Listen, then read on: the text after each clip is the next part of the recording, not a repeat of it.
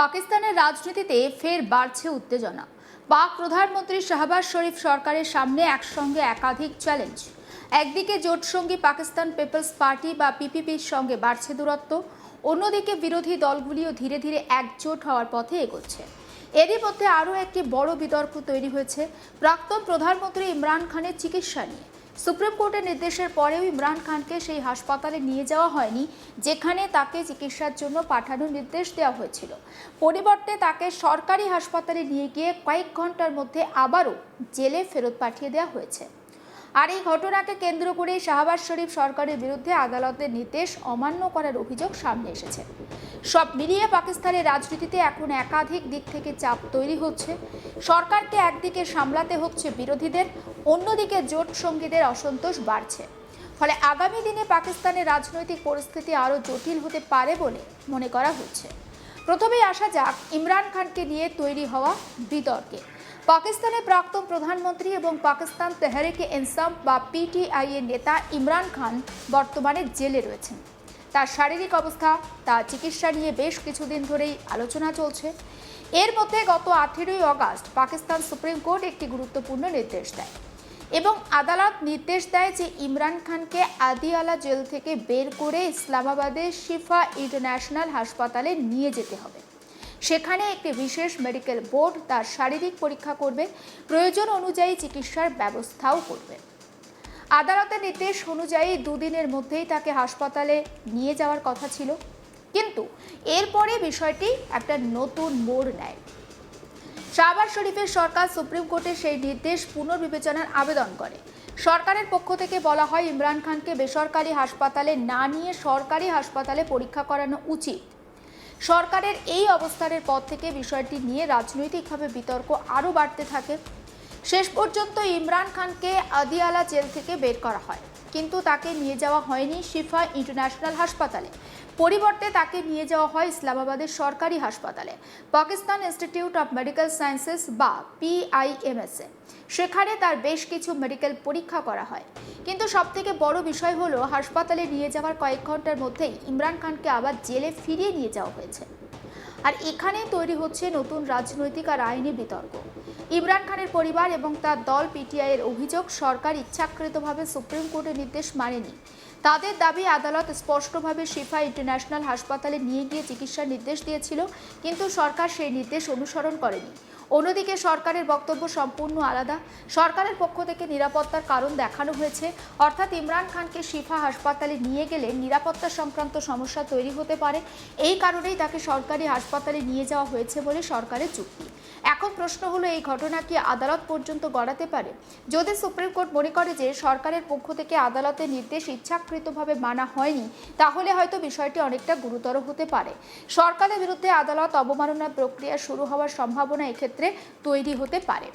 অবশ্য এখনই তাই নিশ্চিতভাবে বলা যাচ্ছে না যে আদালত এই বিষয়ে কী পদক্ষেপ নেবে। কিন্তু ইমরান খানকে নিয়ে এই ঘটনাটি যে শাহবাজ শরীফ সরকারের ওপরে একটা নতুন চাপ তৈরি করছে তা স্পষ্ট। কারণ ইমরান খান পাকিস্তানের রাজনীতিতে এখন অত্যন্ত গুরুত্বপূর্ণ একটি নাম। তার দল PTI ও সরকারের বিরুদ্ধে ধারাবাহিকভাবে রাজনৈতিক অবস্থান নিচ্ছে। ফলে চিকিৎসার মতো একটি গুরুত্বপূর্ণ বিষয় পাকিস্তানের রাজনীতিতে বড় রাজনৈতিক ইস্যু হয়ে উঠেছে। তবে ইমরান খান শুধু একা নয় বা ইমরান ইস্যু নয়, শাহবাজ শরীফ সরকারের সামনে আরও একটি বড় সমস্যা তৈরি হয়েছে। আর সেই সমস্যা আসছে সরকারের নিজের জোটের ভিতর থেকেই।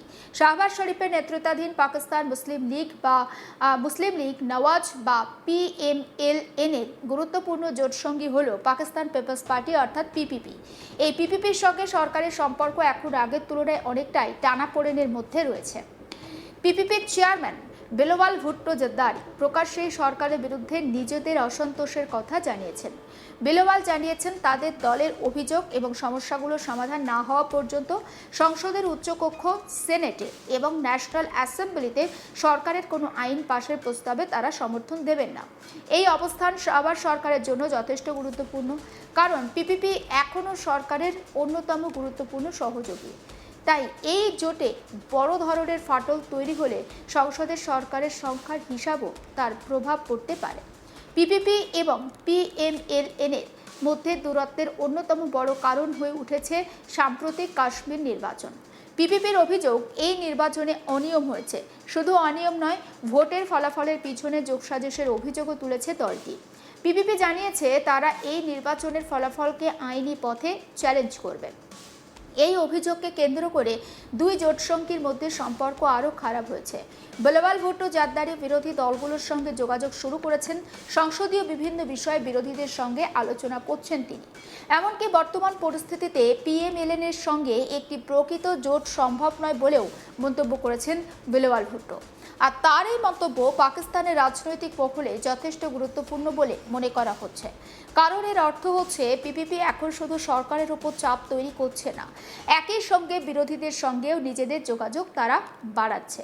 পিপিপি এবং সরকারের মধ্যে আরও একটি গুরুত্বপূর্ণ মতবিরোধের জায়গা হলো নতুন প্রদেশ তৈরি করা নিয়ে আলোচনা। পাকিস্তানের নতুন প্রদেশ তৈরির বিষয়টি নিয়ে দীর্ঘদিন ধরেই আলোচনা রয়েছে।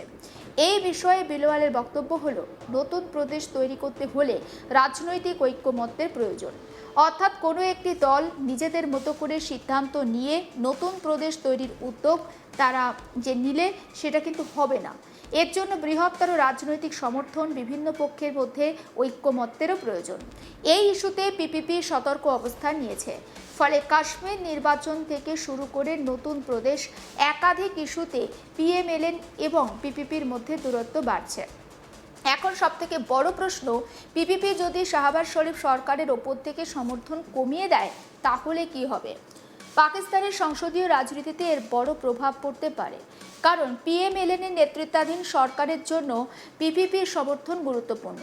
পিপিপি যদি সংসদে সরকারের আইন পাশের ক্ষেত্রে সমর্থন না দেয় তাহলে সরকারকে প্রত্যেকটা গুরুত্বপূর্ণ বিল নিয়ে নতুন করে সমর্থন জোগাড় করতে হতে পারে।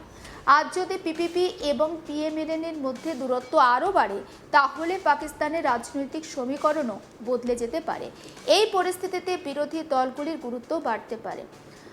আর ঠিক সেই সময় বিরোধীরা নিজেদের মধ্যে যোগাযোগ বাড়াচ্ছে।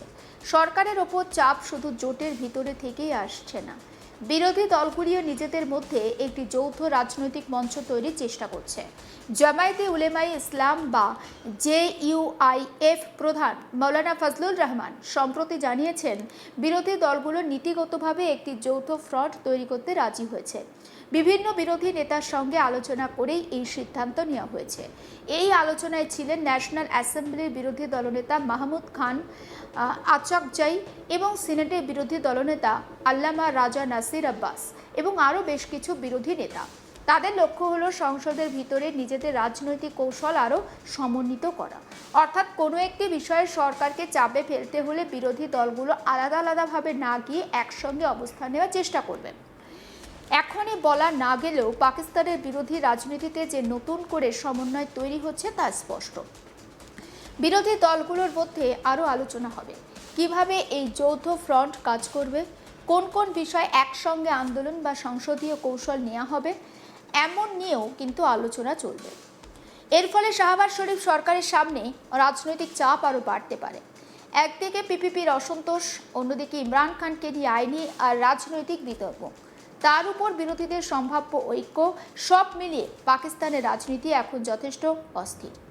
সমস্ত আপডেট পৌঁছে দেবো আপনাদের কাছে। নজর রাখুন আজ তাক বাংলায়, সাবস্ক্রাইব করতে ভুলবেন না।